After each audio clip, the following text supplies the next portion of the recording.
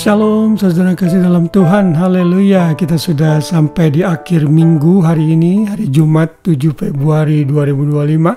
Setelah mungkin saudara lelah beraktivitas panjang minggu dan hari ini saudara bisa rileks sejenak, karena besok saudara berakhir pekan, bisa spend time dengan orang-orang yang saudara kasihi dan juga melakukan berbagai macam relaxation atau rekreasi untuk menikmati indahnya karya Tuhan dalam hidup ini. Saudara, Tuhan memberikan kita 7 hari dan 1 hari harus kita gunakan untuk benar-benar berada dalam hadirat Tuhan dan juga menikmati kebersamaan dengan orang-orang di sekeliling kita.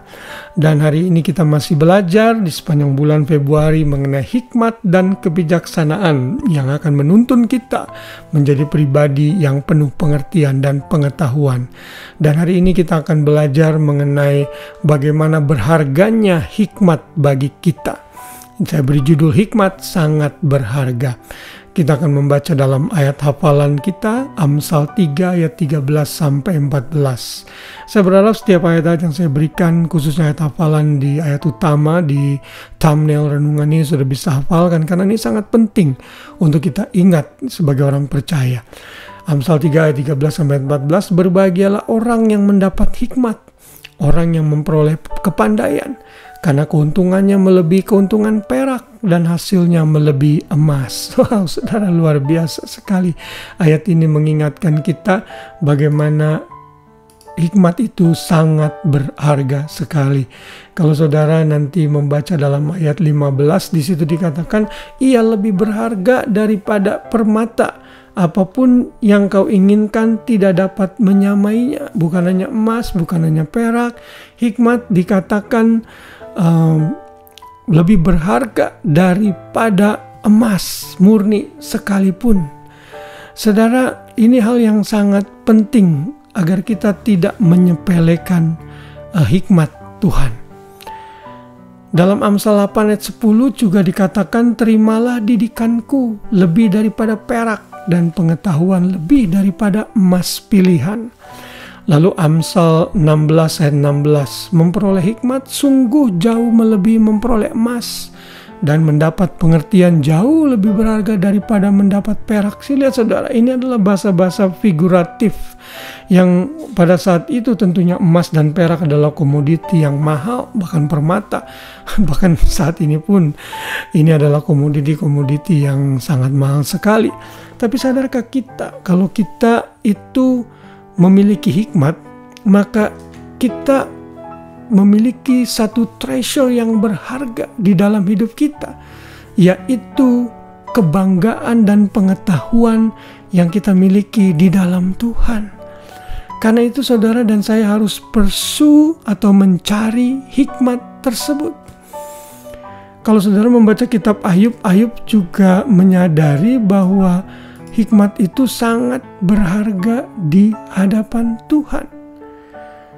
Di sini dalam pasal 28, Ayub dengan segala penderitaannya, dia berkata bahwa manusia tidak dapat menemukan hikmat kalau bukan Tuhan yang memberikannya.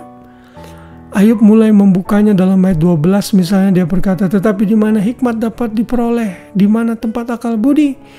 Jalan ke sana tidak diketahui manusia dan tidak didapati di negeri orang hidup.